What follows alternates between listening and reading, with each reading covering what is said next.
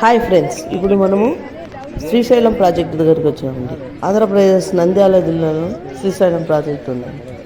ఇది బహుళార్థ సాధక ప్రాజెక్ట్. విద్యుత్ ఉత్పత్తికి ఈ ప్రాజెక్టును నిర్మించారు.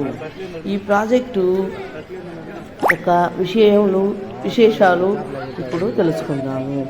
ఈ ప్రాజెక్ట్ నిర్మాణం ఇంజనీర్లు, కూలీలు, సిబ్బంది పనితనాన్ని ఇది తెలియజేస్తుంది.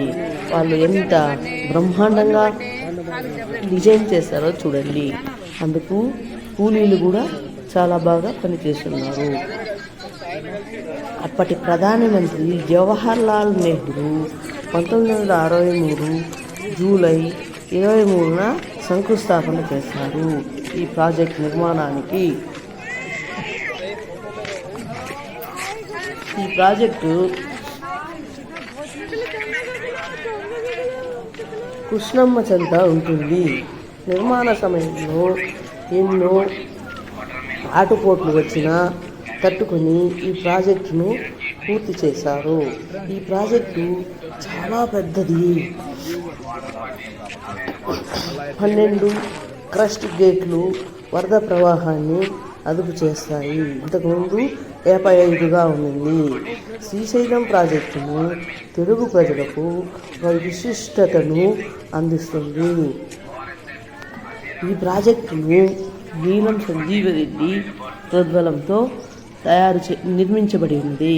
అది ఎలా అనగా, ఆయనకి ఒకరోజు రాత్రి కలలో భ్రమరాంబాదేవి వచ్చి ఒక ప్రాజెక్ట్ ఇక్కడ నిర్మించవలసిందిగా గుర్తు చేసినట్టు ఒక నానుడి ఉంది.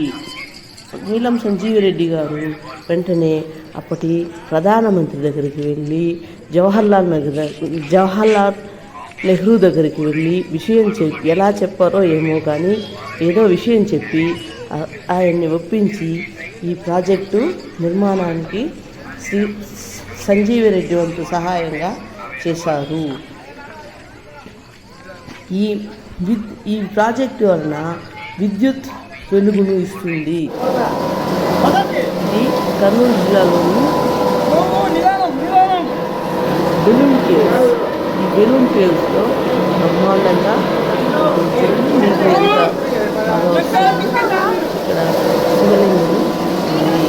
ఆ నీళ్ళు ఎక్కడికి వెళ్తుందో మేము ఎవరికి తెలియదు. ఇలా వెళ్తున్నప్పుడు ఆ నీటి బుగ్గలు ఏర్పడుతుంది. Hi friends.